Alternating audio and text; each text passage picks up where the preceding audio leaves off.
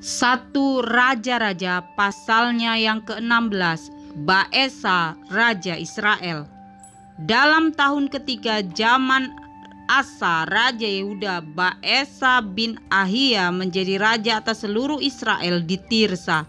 Ia memerintah 24 tahun lamanya. Ia melakukan apa yang jahat di mata Tuhan, serta hidup menurut tingkah laku Yerobeam dan menurut dosanya yang mengakibatkan orang Israel berdosa pula.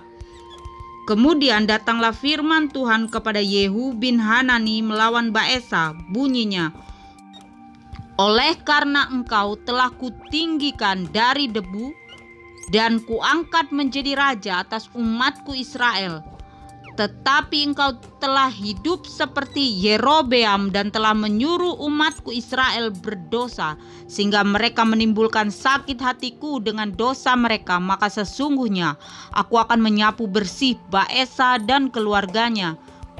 Kemudian aku akan membuat keluargamu seperti keluarga Yerobeam bin Nebat.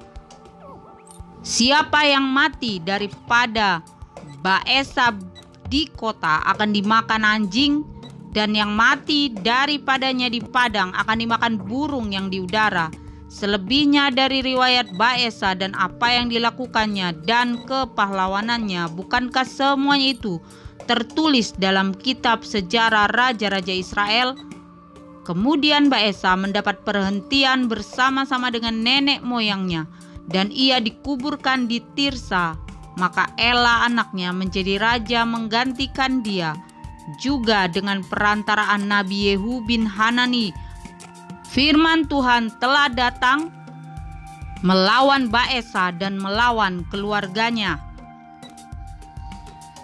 baik karena segala yang jahat yang telah dilakukannya di mata Tuhan, sehingga ia menimbulkan sakit hati Tuhan dengan perbuatan tangannya, dan dengan demikian menjadi sama seperti keluarga Yerobeam, maupun oleh karena ia telah membunuh Yerobeam. Ela Raja Israel. Dalam tahun ke-26 zaman Asa Raja Yehuda, Ela anak Baesa menjadi raja atas Israel di Tirsa. Ia memerintah 2 tahun lamanya. Zimri pegawainya yang menjadi panglima atas setengah dari pasukan kereta mengadakan persepakatan melawan dia.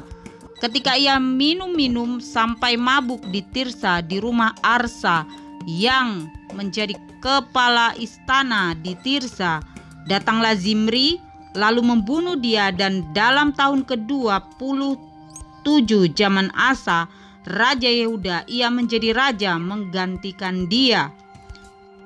Pada waktu ia menjadi raja itu, segera sesudah ia duduk di atas tatanya, ia membunuh seluruh keluarga Baesa. Tidak ada seorang laki-laki pun daripadanya yang ditinggalkannya hidup, juga kaumnya dan teman-temannya. Demikianlah Zimri memunahkan seluruh keluarga Baesa sesuai dengan firman Tuhan yang diucapkannya kepada Baesa dengan perantaraan Nabi Yehu, oleh karena segala dosa yang telah dilakukan Baesa dan Ela anaknya, yang mengakibatkan orang Israel berdosa pula, sehingga mereka menimbulkan sakit hati Tuhan Allah Israel dengan dewa-dewa kesia-siaan mereka. Selebihnya dari riwayat Ela dan segala yang dilakukannya, bukankah semuanya itu tertulis dalam kitab sejarah raja-raja Israel?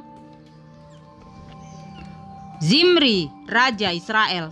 Dalam tahun ke-27 zaman Asa Raja Yehuda, Zimri menjadi raja. Ia memerintah 7 hari lamanya di Tirza, sedang rakyat berkemah mengepung Gibeton yang termasuk wilayah orang Filistin. Setelah rakyat yang berkemah itu mendengar, orang mengatakan, "Zimri telah mengadakan persepakatan dan ia pun telah membunuh raja." Maka pada hari itu juga di tempat perkemahan seluruh Israel menobatkan Omri, panglima tentara, menjadi raja atas Israel. Kemudian Omri dengan seluruh Israel maju dari Gibeton, dan mereka mengepung Tirsa.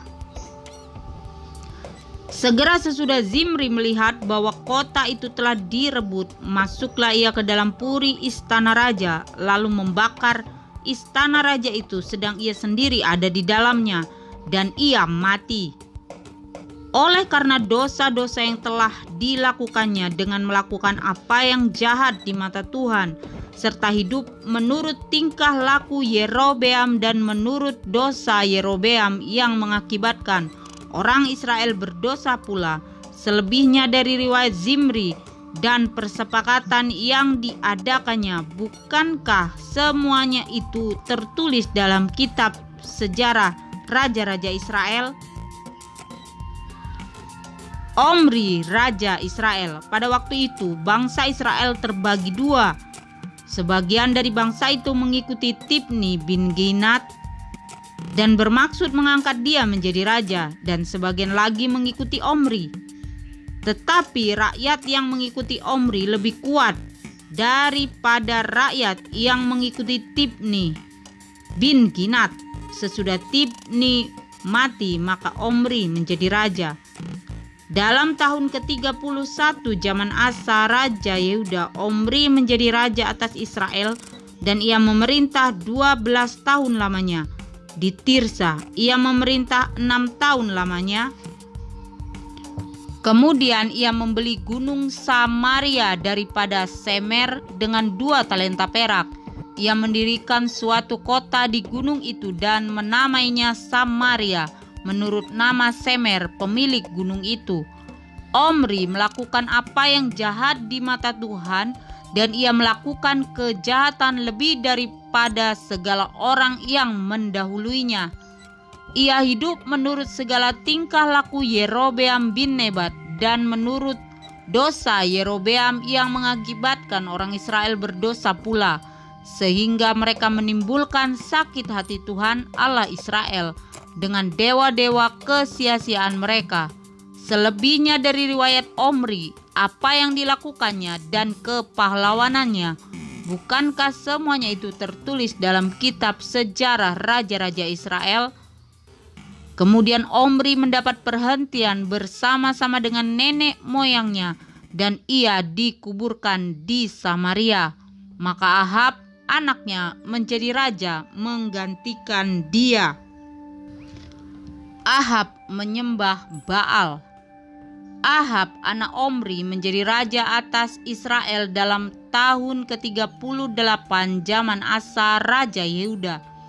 Dan Ahab bin Omri memerintah 22 tahun lamanya atas Israel di Samaria. Ahab bin Omri melakukan apa yang jahat di mata Tuhan, lebih daripada semua orang yang mendahulinya. Seakan-akan belum cukup ia hidup dalam dosa-dosa Yerobeam bin Nebat, maka ia mengambil pula Isabel, anak Baal, raja orang Sidon, menjadi istrinya, sehingga ia pergi beribadah kepada Baal dan sujud menyembah kepadanya. Kemudian ia membuat mezbah untuk Baal di kuil Baal yang didirikannya di Samaria. Sesudah itu Ahab membuat patung Asyera, dan Ahab melanjutkan bertindak demikian sehingga ia menimbulkan sakit hati Tuhan Allah Israel lebih dari semua raja-raja Israel yang mendahuluinya. Pada zamannya itu Hiel orang Betel membangun kembali Yeriko dengan membayarkan nyawa Abiram anaknya yang sulung. Ia meletakkan dasar kota itu, dan dengan membayarkan nyawa Segub anaknya yang bungsu, ia memasang pintu gerbangnya sesuai dengan firman Tuhan yang diucapkannya dengan perantaraan Yosua bin Nun.